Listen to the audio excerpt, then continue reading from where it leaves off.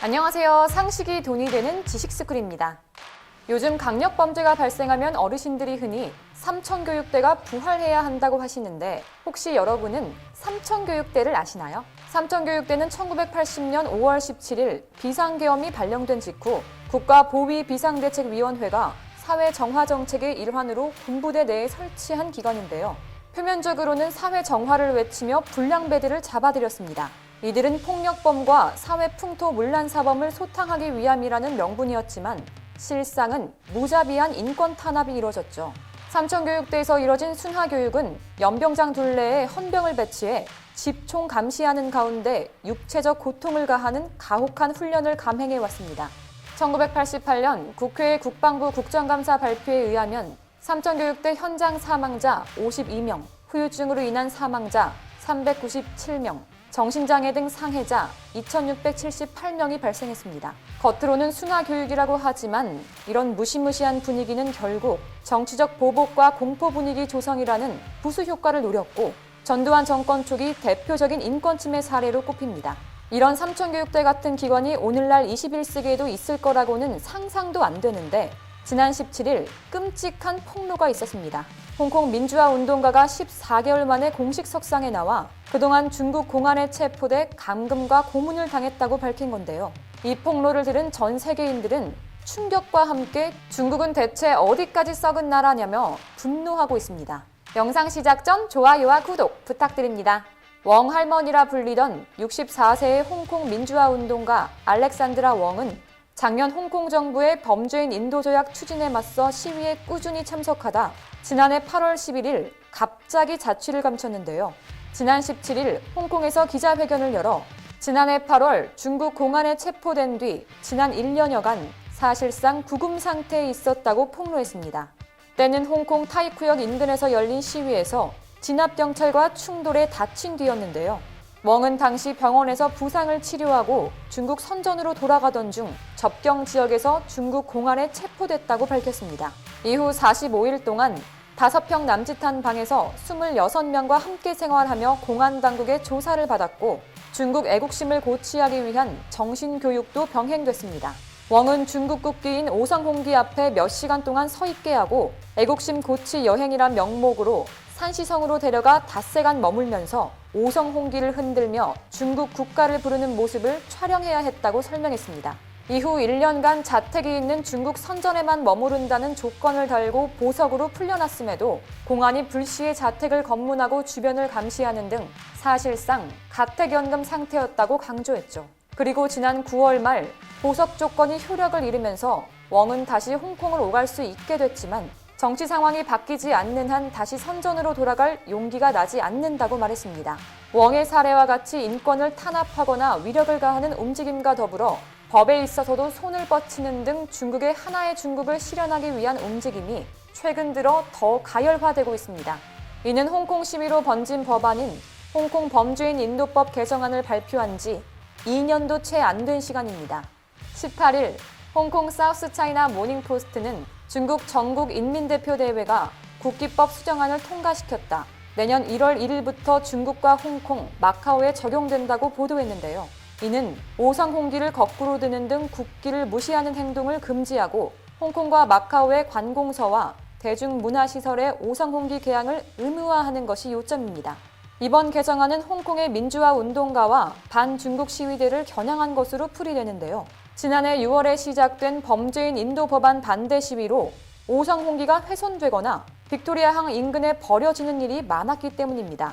만약 이를 무시하고 오성홍기를 임의로 처분하면 5만 홍콩달러 이하의 벌금형이나 3년 이하의 징역형에 처해지는데 이 내용은 홍콩의 헌법격인 기본법에도 삽입돼 적용됩니다. 심지어 대만의 독립움직임에 대해 중국은 군사적인 부분에서도 위협적인 행동을 가하고 있습니다. 사우스차이나 모닝포스트는 익명의 베이징 군사 소식통을 인용해 중국군이 남동부 미사일 부대에 배치된 둥펑11, 둥펑15 탄도미사일을 둥펑17로 교체하고 있다고 전했습니다. 둥펑17은 중국이 건국 70주년 열병식에서 일반에 공개한 극초음속 미사일입니다. 또 시진핑 주석은 대만 건너편인 광동성의 해병대에 방문해 전쟁 준비에 전념하라고 지시했습니다. 시 주석 집권 이후 대대적인 군 개편 과정이 진행됐는데 그중 유일하게 규모가 확대된 해병대는 13개 여단 중 10개 여단이 현재 남동부 해안에 주둔하고 있죠. 중국이 이처럼 주변국들을 강하게 압박하는 행위들을 계속하자 중국과 갈등을 빚고 있는 대만과 인도, 캐나다 등 관련국들이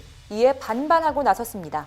우선 대만 외교장관은 인도의 언론에 나와 일국양제를 대놓고 부정하면서 대만을 수차례 국가로 부른 뒤 중국과 대만은 별개라고 설명했습니다. 인도 역시 티베트와의 연대를 과시하며 반중 행보에 동참했는데요. 티베트 출신으로 인도군에 자원 입대한 티셔링 남갈은 지난 8월 라다크 판공 호수에서 중국군과 격투를 벌이다가 사망했습니다. 인도 정부는 그를 위해 인도 국기와 티베트 상징기를 모두 개양했고 TV를 통해 저녁에 중계했습니다. 캐나다도 가만히 있지 않았습니다. 저스틴 트리도 총리는 홍콩인 망명을 받지 말라는 중국의 요구에 인권 문제로 무릎 꿇지 않는다고 공언했죠. 아마 중국은 주변국을 압박하면 고분고분해질 거라고 예상했겠지만 오히려 이렇게 반발을 해오니 당황스럽고 정신이 없는 상태입니다. 이런 와중에 미국마저 중국 기업에 숨통을 조이고 있는데요. 미국 정부가 개발도상국에게 중국 기업들 말고 민주국가의 기업들에서 만든 통신 장비를 사용하면 금융 지원을 제공하겠다고 밝혔습니다. 아프리카와 중동 통신 장비 시장에서 중국의 화웨이와 ZTE 점유율은 50~60%에 달하는데 미국이 막대한 자금을 통해 이 나라들의 밀접한 관계에 균열을 내려는 것이죠. 미국의 이러한 요구로 삼성전자는 반사 이익을 보고 있는 상황입니다. 현재 5G 무선 통신 장비를 만들 수 있는 회사는 화웨이를 포함해 노키아, 에릭슨, 삼성전자 정도로 한정적인데 그중 화웨이가 제재됐기 때문입니다.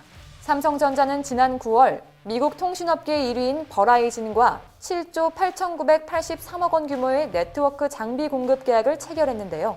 이 계약으로 삼성전자가 5G 게임 체인저가 될 거라는 기대가 큰 상황입니다.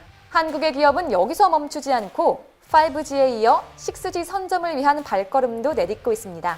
6G 통신은 테라헤르츠 무선 송수신기를 사용하는 차세대 통신 규격인데요.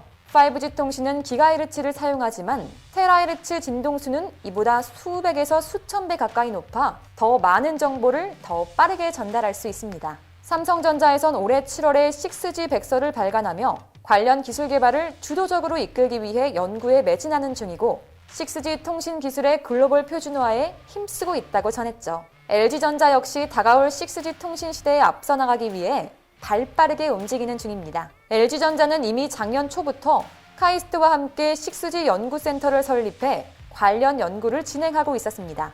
또 올해 8월에는 카이스트, 크리스와 함께 6G 테라헤르츠 기술 선도를 위한 업무 협약을 맺기도 했죠. 뿐만 아니라 국내 이동통신사들 역시 6G 통신 시대를 준비하고 있는데요. 그중 가장 먼저 속도를 올리고 있는 기업은 SK텔레콤입니다. 이들은 최근 우버와 손잡고 플라잉카, 자율주행차 등 미래 모빌리티 사업에 본격적으로 시동을 걸고 있는데 6G는 자율비행차의 핵심 기술로 꼽히죠. 또 SK텔레콤은 삼성전자와 함께, KT는 서울대학교와 함께 6G 통신 연구 개발을 진행 중입니다. 그리고 국내 민간 기업들의 연구는 이미 해외에서도 어느 정도 인정받는 성과를 내고 있는데요. 일본의 니케이 신문은 올해 6월 6G를 향한 경주, 한국과 중국이 앞서가다라는 기사에서 삼성전자와 화웨이가 이 경주에서 한국과 중국을 이끌고 있다며 일본은 이 둘을 추격하는 것을 목표로 두고 있다고 평가했습니다. 하지만 현재로서 화웨이는 미국의 발에 걸려 넘어진 상태이기에 결국 삼성이 이 경주의 우승자가 되어 모두를 이끌 것입니다. 중국이 미국의 발에 걸린 것은 앞서 살펴본 사례들과 같이 아직도 옛날적인 사고방식에 머물러 하나의 중국을 실현하기 위한 무리수를 두는 상황 때문이죠. 그리고 그것은 곧 제재라는 벽에 가로막히는 결과를 내었습니다. 중국이 인권 탄압, 주변국가의 압박과 같은 문제를 해결할 의사가 없다면 고인물이 썩어버리듯 이 같은 악순환은 반복될 겁니다. 그러는 사이 한국은 첨단 미래 기술까지 전 세계를 선도할 수 있는 실력자가 되어 미래지향적인 혁신과 발전을 이뤄낼 겁니다. 이와 관련된 여러분의 다양한 의견 댓글로 남겨주시면 감사하겠습니다. 혹시 주식하시나요? 5G 관련 급등 종목이 알고 싶으시다면 오른쪽 버튼을 클릭해주세요. 이상스풀 주식을 모르면 이상스풀 주식 모르니? 이상스쿨.